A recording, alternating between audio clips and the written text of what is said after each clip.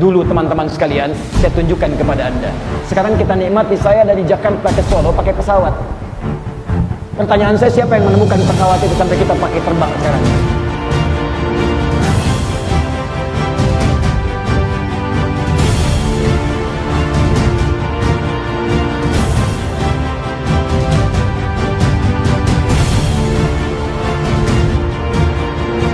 Oh, hi there.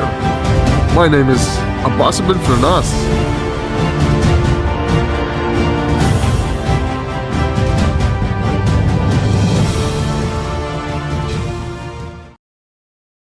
Assalamualaikum warahmatullahi wabarakatuh teman-teman semua.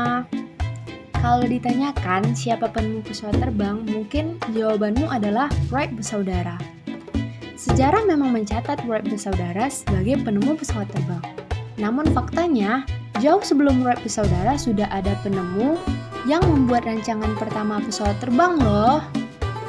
Penemu itu ialah Abbas ibnu Firnas. Siapakah beliau?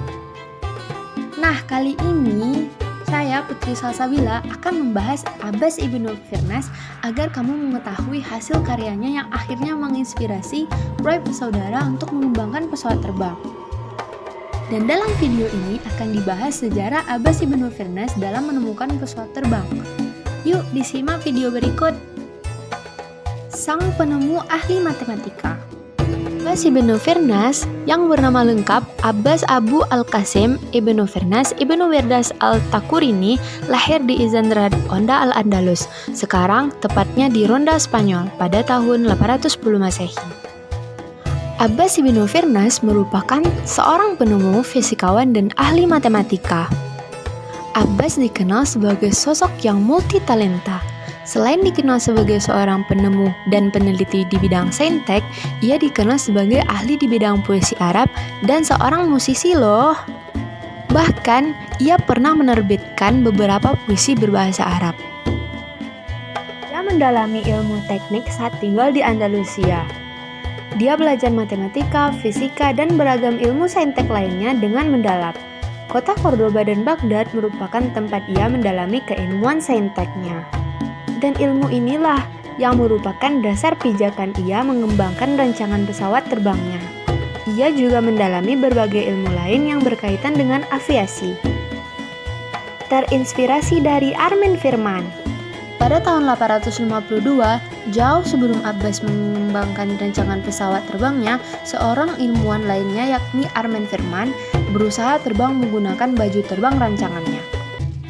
Armin mencoba terbang dengan cara melompat dari puncak Masjid Agung Kurtuba. Baju rancangannya menggunakan rangka yang terbuat dari kayu dan kain sutra. Saat melakukan percobaannya, Armin terjun lepas dan jatuh ke permukaan tanah. Meski begitu, ia hanya menderita cedera kecil dan masih hidup. Adapun dari hasil percobaannya itu menjadi inspirasi ilmuwan di barat untuk menciptakan parasut loh. Nah, ketika Armin melompat, Abbas pada saat itu ada di sana dan terinspirasi atas percobaannya. Dari kejadian itu, Abbas pun mengambil pembidangan aviasi untuk mendalami rancangan pesawat terbangnya. Mendalami ilmu aviasi. Abbas mendalami ilmu aviasi selama bertahun-tahun. Ia mempelajari pola terjun Armin saat lepas landas dari Masjid Agung Kurtuba. Ia pun melakukan banyak penelitian dan mengoreksi beberapa teori dan hitungan Armin terkait perwarupanya. Setelah 33 tahun pasca peristiwa percobaan Armin, tepatnya pada tahun 875, Abbas membuat perwarupa pesawat terbangnya. Ia membuat sayap terbang yang terbuat dari rangka bambu dan kain sutra. Desainnya itu terinspirasi dari sayap burung elang. Atas dasar inspirasinya tersebut, pola kain pada perwarupa sayapnya itu seperti bulu pada sayap elang. Meski begitu, perwarupanya masih ringkih dan Abbas belum mampu mengontrol laju sayapnya untuk terbang. Ia pun mencoba menyempurnakannya dengan melakukan studi lebih lanjut ilmu aviasi dan matematika agar sayap ciptaannya lebih sempurna. Pertama kali melakukan percobaan saat berumur 70 tahun. Setelah lama mendalami studi aviasi dan matematika, Abbas baru melakukan uji coba terbang perwarupa pesawatnya pada usia 70 tahun. Ia melakukan uji coba pertamanya di Bukit Jabal Arus. Kala itu, ia mengundang masyarakat untuk menyaksikan uji coba perwarupa pesawatnya. Pada saat melakukan uji cobanya, Abbas berhasil lepas landas dengan perwarupanya. Cara ia lepas landas dengan sayap ciptaannya dengan cara melompat dari bukit tersebut. Setelah itu, Abbas mengepakkan sayapnya seperti burung mengepakkan sayapnya. Abbas berhasil terbang selama 10 menit naik turun di atas bukit Jabal Arus. Sayangnya, ia belum memperhitungkan bagaimana cara mendarat dengan baik. Akhirnya, Abbas mendarat kasar sehingga menyebabkan cedera serius pada bagian punggungnya. Meski cedera serius, Abbas masih selamat dan kembali menekuni ilmu aviasi selama 12 tahun. Ia masih berusaha menyempurnakan temuannya itu dan menfokuskan pada teknik pendaratan. Walau sudah melakukan banyak penelitian dan studi ilmu aviasi, Abbas tidak melakukan uji coba kedua perwarupanya.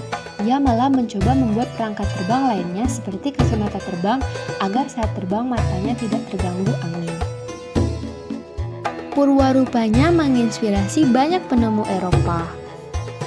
Meski tidak sempat menyelesaikan dan menyempurnakan temuannya, Abbas menuliskan setiap hasil penelitiannya terkait pesawat terbang. Dalam buku-bukunya itu, ia menuliskan cetak biru dari temuannya dan memberikan catatan penting dari teori penerbangan. Salah satu ilmuwan yang sempat membaca buku-bukunya tentang ilmu aviasi ialah Leonardo da Vinci. Dari hasil pembacaan buku-buku Abbas, da Vinci pun terinspirasi membuat sketsa cetak biru pesawat terbangnya. Sayap pesawat terbang itu merupakan salah satu jasa terbesarnya terhadap perkembangan pesawat terbang. Aksinya dalam mendalami ilmu aviasi dan penelitian terhadap rancangan pesawat terbang menjadikan pijakan banyak ilmuwan setelah yang ingin mengikuti langkahnya membuat pesawat terbang. Hingga kini, Abbas dikenal sebagai penemu Muslim yang meletakkan batu pertama terkait kajian pesawat terbang.